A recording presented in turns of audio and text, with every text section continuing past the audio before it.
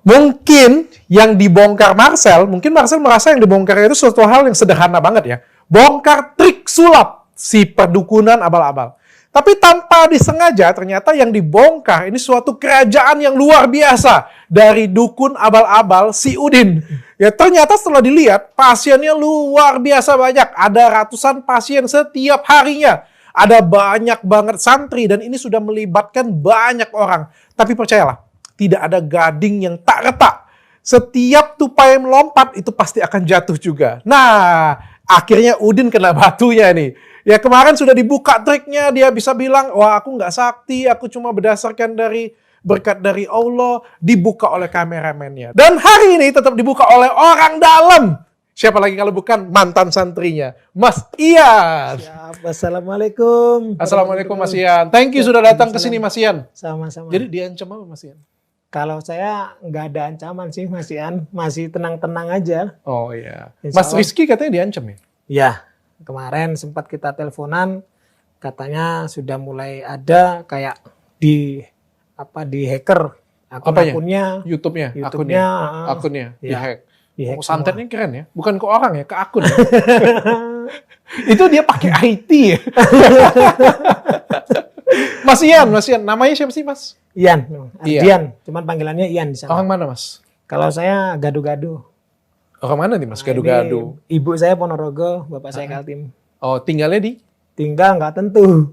Kayak selama kemarin 1 tahun 4 bulan ini ada di Blitar terus. Ada di Blitar. Tapi sebelumnya di mana? Sebelumnya sih saya pelaut, Hah? layar. Terus habis itu sempat kemarin itu ada masalah gitu kan. Awalnya saya ke Udin ini juga pasien gitu. Awalnya Pasien. pasien. Nah berhubung sama yang namanya Heeh. itu disuruh penanganan khusus gitu. Sementara saat itu saya memang di bawah sekali gitu. Saya hanya modal nyawa datang ke Blitar. Nggak ada duit. Nggak ada duit. Sakitnya apa kalau boleh tahu? Kalau saya masalahnya itu kalau dibilang yang pihak dari Udin ini nasab. Nasab itu apa? Nasab itu garis keturunan. Kenapa? Takdir kamu memang kayak gini. Ada yang nggak beres lah istilahnya. Ada ya di buat penyakit ya. Iya. Pokoknya kalau dia bilang setan gundurwo, ketempelan, kemasukan. Nanti kalau idenya habis dia bilang lagi nasab dia bilang kayak. Kan memang ada bermacam-macam di situ. Nasab, terus habis itu ketempelan, ya kan, sama apa itu yang satu itu. Adalah pokoknya 3 itu. Emang keluhannya apa kemarin? Kalau saya tuh gampang marah gitu kan. Di saat marah itu mata merah saya itu awalnya. Terus kenapa kamu datang ke Udin? Nah, itu dapat rekomendasi dari seseorang memang Gus beneran, bukan Gus Dobol tapi Gus beneran gitu. Gus beneran. Ya, jadi dari kamu Samarinda, gitu. pelaut cuma dapat sering marah. Iya. Kayak suka emosian gitu. Kalau emosi tuh nggak terkontrol. Meledak gitu. Ya, Umur gitu. berapa sih Mas? Saya sekarang 39. 39. Oke. Siap. Jadi suka meledak, suka marah-marah gitu. Ya. Apalagi? Itu aja. Ya itu aja. Terus Sakit-sakit badan nggak ada? nggak ada. Terus disaranin oleh Gus yang beneran. Nah, disaranin katanya ini harus diputuskan nasabnya katanya. Oke. Sementara kalau yang namanya nasab itu kan garis keturunan. Heeh. Nah, mana bisa diputuskan. Oh. Tapi saya ada rasa penasaran ya kan. Terus saya bilang gimana kalau mau nyantri? Nggak apa-apa katanya gitu. Dulu Enggak, dulu Mas. Jadi ketemu Gus yang beneran ini di mana? di Samarinda itu. Di Samarinda. Ya. Gus yang beneran ini ngarahin ke Udin. Coba nanti Kang Ian ke Blitar. Nanti ketemu sama 2 orang. Yang pertama itu sifatnya siri atau ya itulah penuh dengan trik-trik itu tadi. Siapa? Ya ini tuh. Loh, kok dia sarankan dengan si Gus Udin kalau Ya, dia sudah tahu sirik? Bukan sirik, siri. Siri Siri itu dalam artian banyak apa ya, main trik gitu loh. Banyak kepalsuan. Kok dia ibarat. tahu? Kalau dia tahu kenapa disaranin kamu? Yang namanya seorang Gus itu pasti memberikan solusi bukan hanya satu. Satu keputusan, tapi enggak, kita itu disuruh belajar, disuruh ngolah batiniah. Nah, kalau orang Jawa bilang kan ngaji roso tadi itu kan. Situ. Dan yang kebetulan alhamdulillah dua-duanya itu langsung ketemu gitu. Satunya lagi? Satunya lagi ada lagi. Oh, yang lain lagi. Tapi bukan di daerah Blitar ya. Bukan daerah Blitar. Cuman saya sering curi-curi waktu untuk ketemu sama dia gitu. Oke. Nah di situ. Terus kamu datang ke Blitar, ketemu dengan Udin. Ya, ketemu sama Udin. Nah di situ kan antri kayak biasanya gitu, store KTP. Nah, waktu ditanya itu tadi, ini harus penanganan khusus. Katanya. Tahun berapa itu? Tahun kemarin. 2021? Ya. Berapa lama kamu jadi santri? Saya di sana 7 bulan. 7 bulan. 7 bulan. Oke. 7 bulan terus diasingkan, sempat diasingkan ke Tempat Ngawi. lain. Oke. Jadi waktu itu jadi pasien, diperiksa harus penanganan khusus. Ya, harus penanganan khusus. Apa itu penanganan khusus itu? Penanganan khusus itu istilahnya yang ditangani secara khusus. Oh, khusus sendirian, khusus, ya. khusus. Lebih mahal. Lebih mahal. Berapa? Terus dimasukkan ke satu ruangan, nanti ya, ada trik-triknya itu mulai dipermainkan kan gitu. Oh, berapa? Itu waktu itu saya ditarik sekitar 6 juta. 6 juta. Katanya gratis, Mas. Nah, itu apa kan setiap di channelnya memang dia bilang gratis.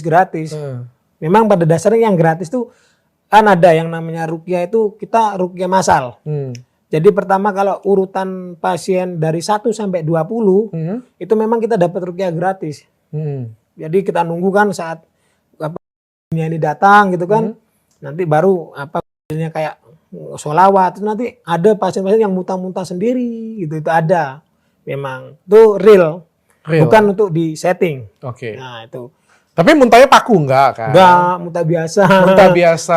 Kalau yang rame-rame. Ya. Kalau yang pelakuan khusus muntahnya khusus.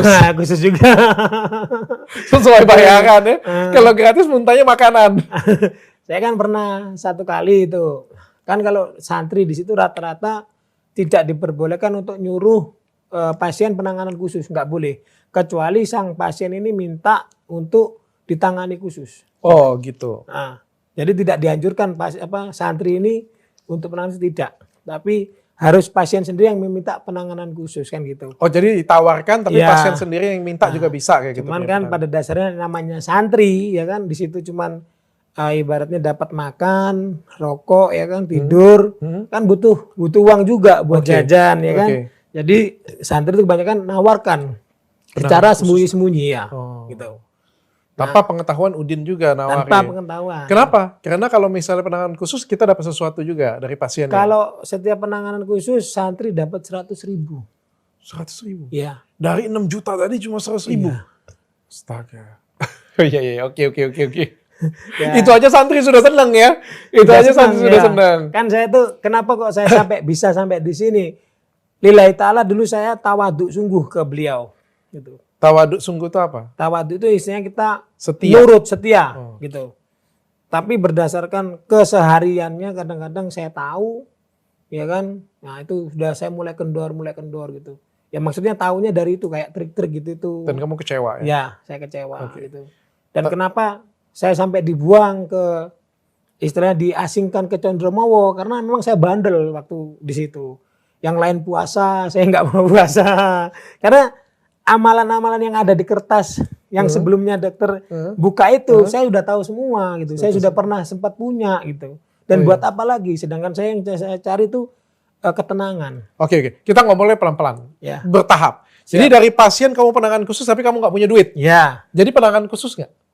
Enggak. Saya pilih pulang. Pilih pulang. Tapi sebelumnya sudah ngomong sama Pak Lurah yang almarhum dulu, saya mau nyantri Pak Lurah. Apa aja syaratnya? Kan gitu. Dijawab sama Pak Lurah, ya udah, kalau memang mau nyantri boleh, tapi harus punya SKCK. Sama waktu itu surat Covid kan. Gitu. Pulanglah saya pulang.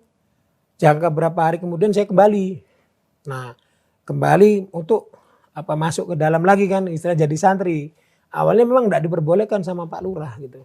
Tidak diperbolehkan, berhubung saya tadi ada yang saya sebut dari guru Samarinda tadi, Gus yang di Samarinda tadi, akhirnya saya boleh masuk gitu. Lalu habis itu langsung diterima? Langsung diterima.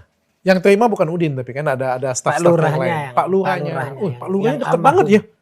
Yang namanya Lurah kan dianggap tangan kanannya si Udin. Gitu. Yang dipercaya untuk seluruh kegiatan Padepokan tuh harus izin sama Pak Lurah semua santrinya gitu. Tangan kanan lah ibaratnya. Masih ada Pak Lurahnya? Almarhum sudah. Sudah almarhum. Sudah almarhum kemarin. Kalau sekarang siapa? Kepala desa ya mungkin ya? Enggak, ada lagi. Pantes kepala desanya duluan di depan. Ada itu kemarin itu cuman anak baru kemarin sore lah istilahnya. Oh, pegangannya itu pejabat ini ya, pejabat desa ya? Pegangannya ya. Jadi berkuasa lah ya jadi ya. Makanya ini kan saya juga mau klarifikasi di sini kan, banyak orang bilang kemarin Udin ini apa namanya, Pak Lurah nggak ngebela Udin, padahal memang sebenarnya ada di situ. Oh. Ada, dan saya ada sih segelintir informasi di situ yang intinya ada kerjasama mereka itu. Iya. Cuman saya masa bodoh itu urusan mereka kan, saya nggak ikut-ikut gitu loh. Oke. Terus kamu diterima, masuk, dapat tempat tinggal di situ? Di situ kita tidur bareng-bareng di atas. Semua santri tidur di atas. Ada berapa santri? Ya kira-kira waktu itu 38-an lah ada itu. 38. Cowok semua. Cowok semua. Ya. Santri itu apa sih ngomong? Santri itu kan apa ya? Anak buah ibaratnya. Orang yang belajar. Setahu aku nggak tahu ya, karena kan aku bukan muslim ya. Iya. Tapi setahu aku yang ku ingat kalau santri itu adalah orang yang belajar agama di suatu padepokan atau pesantren. Benar ya sih? Yang belajar. Benar kan? Iya. Bukan, ya benar ya? Iya. Benar ya? Benar ya? Betul itu. Oke. Orang yang belajar di apa, meguru lah, Nah, berguru iya, istilahnya. betul. Murid kan jadi Iya, kan di situ murid, kan? iya, murid, Bukan betul. karyawan sih sebenarnya. Bukan. Oke. Kamu tahu di situ. Jadi di situ belajar ngaji enggak?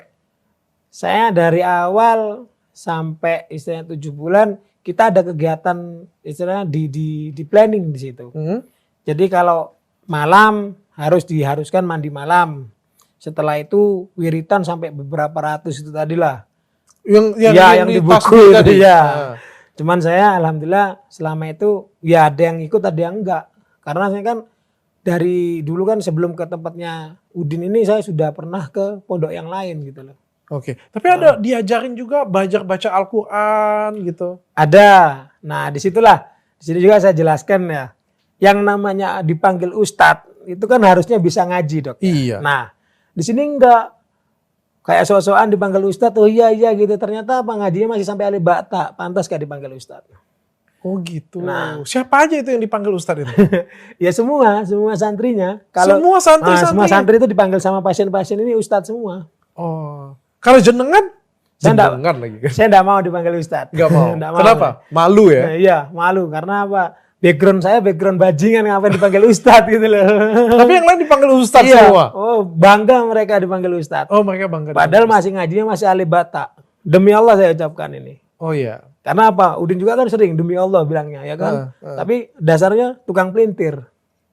Itu ada video Udin belajar ngaji itu dikomplain orang, tapi saya nggak tahu ya. Iya. Karena kan saya nggak bisa ngaji kan, katanya ngajinya masih salah lagi Ya, katanya. kemarin saya lihat juga yang dibaca surat An-Nas yang artinya bukan surat An-Nas. Saya cuma ketawa juga. Nah, di situ kan malah apa ya? Istilahnya menunjukkan Allah Taala memang adil ya. Di situ menunjukkan bahwa yang jelek memang jelek, yang benar memang benar. Becik ketiti olah ketoro, katanya orang Jawa kan. Nah, ini juga ada video TikTok nih ya, kalian bisa lihat ya. Nah, ini ya. Tuh. Dari video ini banyak yang komplain katanya salah katanya dari memang ininya. salah. Aku nggak tahu yang salahnya di mana, aku nggak tahu. Tapi yang jelas di situ tuh kayak pelajaran ngaji, pelajaran baca Al-Qur'an tuh nggak. Kan kalau misalnya kita ngomong padepokan atau santri itu kan kerjaannya pokoknya baca, belajar agama aja kan di situ. Kan enggak. Di situ enggak. Di sini gini, apa kalau kita ini saya urut kerjanya Nah, selama kegiatannya apa aja sih? itu ya. Kita kalau siang sih ini urut dari malam lah. Malam kita jam 12 diharuskan bangun. Mandi malam, terus wiritan apa yang dikasih itu tadi, apa yang 12 malam. 12 malam sampai itu nunggu subuh kadang-kadang, sampai subuh juga. Karena kita nggak tidur tuh. Wiritan terus sholat malam, wiritan tuh sampai nanti terdengar adzan subuh. Setelah adzan subuh kita sholat subuh jamaah. Nah, setelah sholat subuh itu tadi kita ngaji Al-Qur'an gitu. Nah, di saat ngaji Al-Qur'an tuh waktu itu saya dapat 1 bulan kalau enggak, itu belum ada gitu. Belum ditata ulang karena masih hari itu tuh masih pergantian manajemen lah. Hari itu kan pergantian. Akhirnya si lurah baru ini penggantinya si Pak Ansori ini itu yang dulunya namanya Pak Ustadz Hol itu memang asli dari pondok pesantren dia.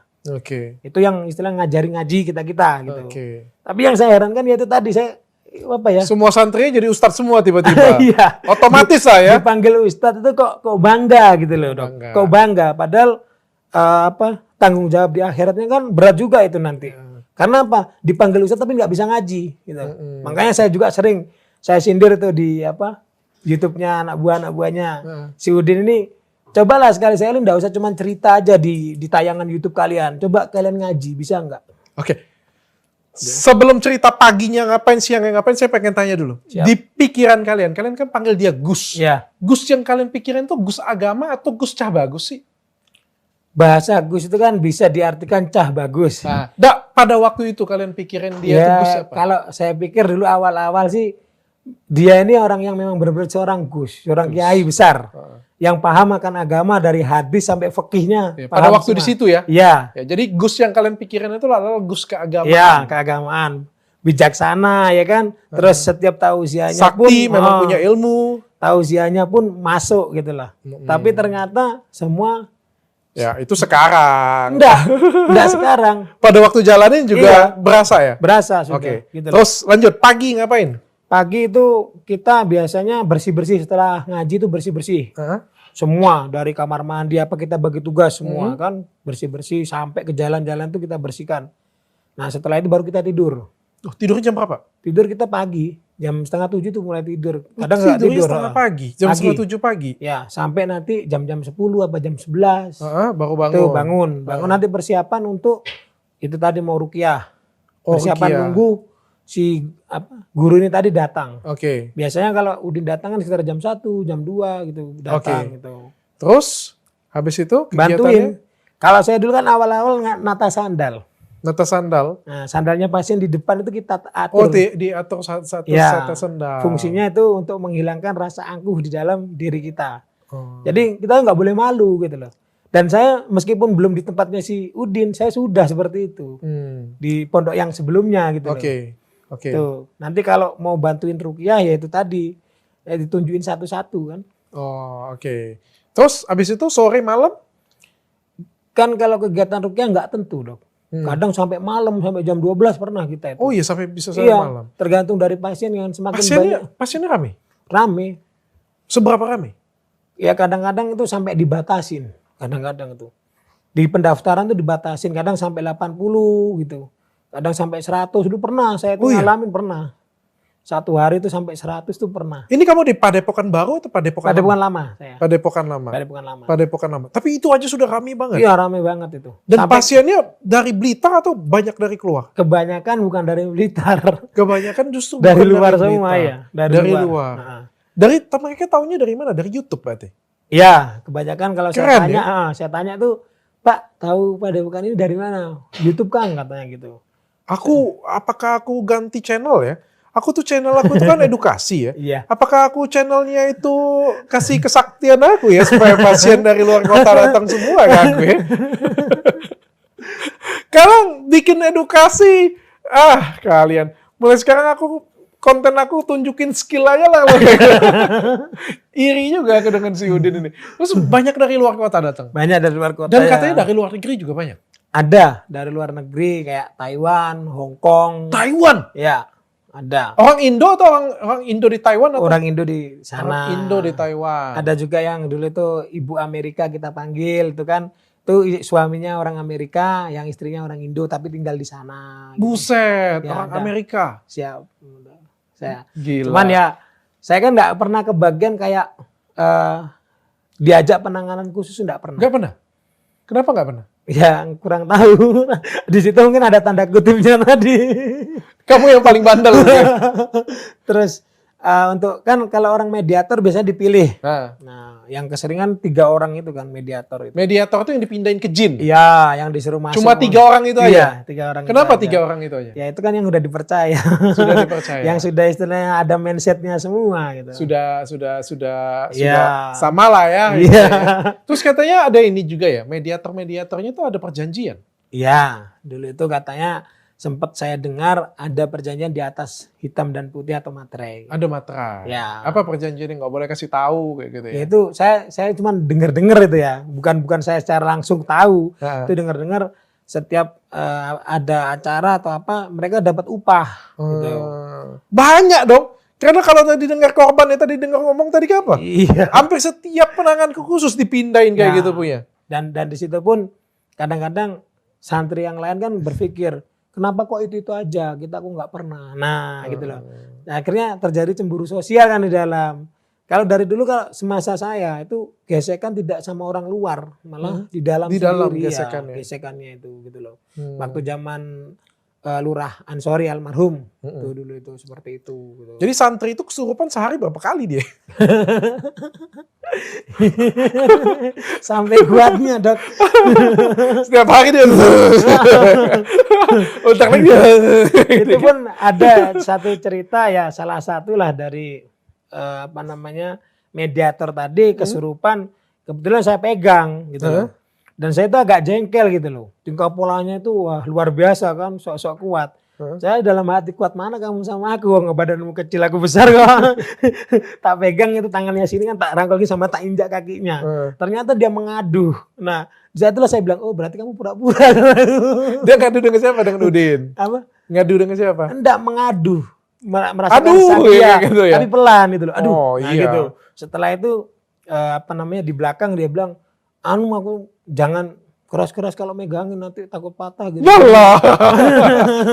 Berarti actingnya aja pura-pura. Iya. Karena sebenarnya kalau misalnya kita kejang atau misalnya kita tidak sadarkan diri pingsan, itu sebenarnya kalau dikasih reaksi sakit itu sebenarnya tidak akan merespon. Iya, Sebenarnya. tidak akan merespon. Itu dalam dunia Medis. sains ya, Iya, dalam dunia medis. sains. Atau misalnya kalian pingsan dikasih alkohol itu mungkin nggak akan ngepis. Kalau ngepis itu namanya pura-pura pingsan. Ya. Kalau misalnya dia kejang kayak gitu punya, kamu injak pasti aduh sakit kayak gitu punya, berarti Kalau di sini kan dalam artian mediator Pura-pura itu kan kencang. kerasukan Dok ya. Kerasukan itu posisi kalau memang benar-benar kerasukan itu nggak sadar memang. Meskipun mau kita apa-apa kan nggak sadar, nggak terasa. Cuman setelah nanti dia itu anggaplah jinnya tadi udah keluar gitu ya, itu baru terasa. Entah sini beset ataupun luka itu baru. Iya. Karena saya nggak pernah ibaratnya belum pernah mengalami yang sampai parah gitu, belum pernah. Tapi kalau kerasukan memang saya pernah. Ada kok itu di channelnya itu tiba-tiba saya itu enggak Masnya juga sadar. pernah kerasukan selama Pernah, kerja di situ ya? Pernah. Oke. Itu waktu itu saya di belakang pasien yang sekarang jadi santri di sana juga. Oke. Tapi jadi menurut Mas ada yang real, ada yang tidak Ada yang real, ada yang tidak ada real. yang settingan, ada yang nggak settingan, Ya. kayak gitu punya. Tapi rata-rata settingan. Ya. Rata-rata settingan. Karena saya sendiri kalau mau buka YouTube-nya si Udin ini dari dulu waktu saya sebelum ke situ sampai ke situ nggak pernah. nggak pernah. Nggak pernah mau Oh ngeliat. jadi cuma denger aja kesaktian Enggak, dia aja maksudnya cuma? gini, kita buka kan, Hah? kita buka gini, kita cepetin.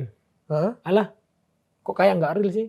Masa dukun pakai wig, pakai apa segala? Nah, di situ. Hah? Tapi ya waktu itu saya memang ada informasi satu orang Hah? dia bilang dibayar hari itu. Dan anaknya sudah hilang sekarang. Oh. Gitu.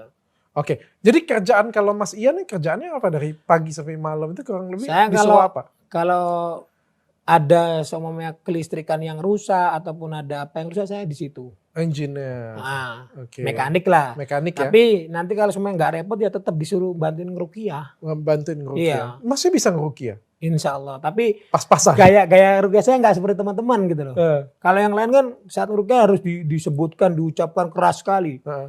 Bismillahirrahmanirrahim kayak gitu. Kayak nggak mau. Cukup kita baca dalam hati gitu aja lah. Nggak perlu teriak-teriak. Karena apa? Semakin kita teriak berarti kan kita nunjukkan gitu loh. Oh, oke. Padahal sesungguhnya yang dibaca ya cuma itu aja. Oh. Sebentar disuruh buka Al-Quran, nih bisa nggak lu baca? Gitu loh. Nggak ada yang bisa baca. Ya ada, cuman waktu Cuma itu nggak semua. bagus Ustadz beneran. Iya, Kayak makanya gitu saya ya.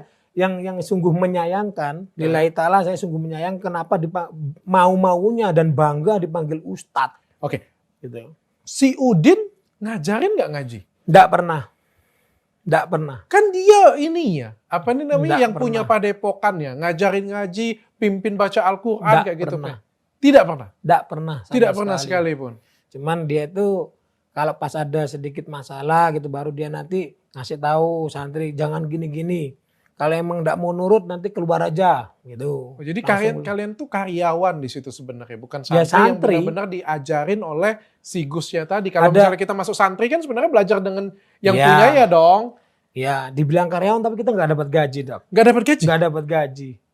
Nah karyawan dari mana sekarang? Jadi dapat duitnya dari mana, Mas? Ya itu tadi kan kita di situ cuma dapat dikasih makan, tempat tinggal, sama pakaian ataupun sarung biasanya itu.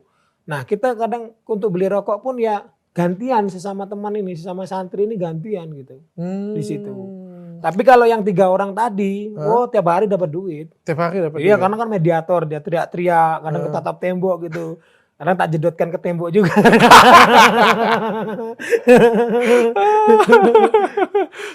saya orangnya agak iseng, jujur saya agak iseng memang. Dan di situ pun ngebuat kayak Pak Lurah ini sempat kebakaran jenggot juga gitu. Oh, kamu memang paling nakal, paling tengil. Iya, paling tengil saya tuh di situ. Pasien rata-rata di situ bayar atau nggak bayar sih? Kalau zaman dulu itu ya apa namanya, kalau istilahnya dia nggak penanganan khusus, itu nggak ditarik biaya. Memang dulu seperti itu. Makanya sebagian warga pun sempat bilang Udin nggak seperti dulu. Gitu. Oh, dulu penanganan khusus pun gratis dulu ya kayak gitu ya? Bayar tapi nggak ini. Sukarela ya kayak gitu. Nggak parah lah ibaratnya. Oh, nggak gitu. parah? Nggak parah gitu. Terus baiknya Udin dulu sama orang kampung ya baik banget gitu loh. Ngasih kayak sembako gitu. Cuman setelah punya Padepokan yang baru ini, dia merasa ini rumahku, ini tempatku. Sementara kerjasamanya dulu sama warga mana gitu loh. Janjinya dulu kan sama warga itu parkiran biar warga aja gitu. Nah, terus apa yang jualan-jualan boleh gitu. Sekarang nggak lagi. Sekarang nggak boleh. Nggak lagi. Nggak boleh. Lupa daratan. Nah itu dia. Makanya sombong kira sudah banyak. Dia bilang kan singa katanya kan. Anjing menggonggong. Nah kena singa Blitar kemarin kenapa sembunyi gitu. Oh gitu. Singa-singa Blitar sudah keluar semua, kenapa sembunyi Udin gitu. Oke. Sekarang sakti beneran nggak sih? Kalau itu sih saya sendiri gimana ya? Kalau awal-awal yang namanya pemikiran sakti atau tidak kan dari sugesti juga dok. Ya kan. Awal kita kan memuja dia, wah seorang Gus. Bijaksana banget orang ini, kalem. Tapi ternyata ya bangsat juga. Bangsat gimana nih? Adalah yang sebagian nggak perlu saya ceritakan karena janganlah nggak cerita, penting cerita bukan kamu gitu, itu. Dok. Ini kan bukan masalah di Padepokan, tapi di dalam kekeluarganya. Saya nggak mau kalau buka itu, gitu. Oke. Nah di situ pun saya merasa kenapa tausiahmu bisa seperti ini, tapi kenyataannya kamu nggak bisa seperti itu yang saya benci gitu loh. Apa jadi, yang dia tausiahkan tidak sesuai dengan apa yang dia kerjakan juga di rumah. Apa yang dia ucapkan, oh kalian harus gini sering diucapkan. Dan di saat saya melihat tayangan itu, saya dalam hati bilang, oh jancuk kamu. Iya dok. Karena nggak sesuai. Iya.